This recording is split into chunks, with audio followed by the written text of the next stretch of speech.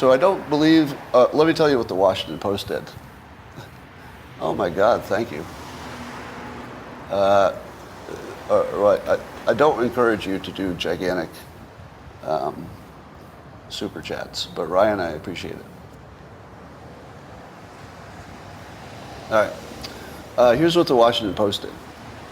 If you heard my comments in context, they're much easier to go down, right? That's why a number of black pundits have looked at my comments in context and then concluded, oh, that's fine. I don't know if you know that, but black people who are looking at it in context are fine with it.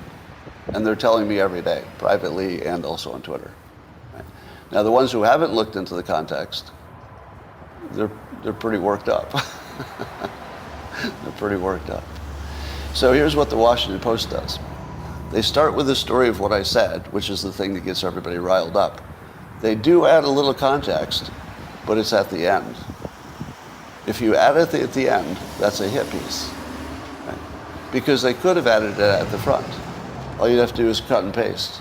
Just cut the end, put it up at the top. Here's how the story could have read. Adams made the following comments, then just show the comments. People interpreted it to be racist. Adams addressed those comments the following way, and then people who saw the comments addressed decided it was actually helpful. Did I lie? Is any of that a lie? It's not.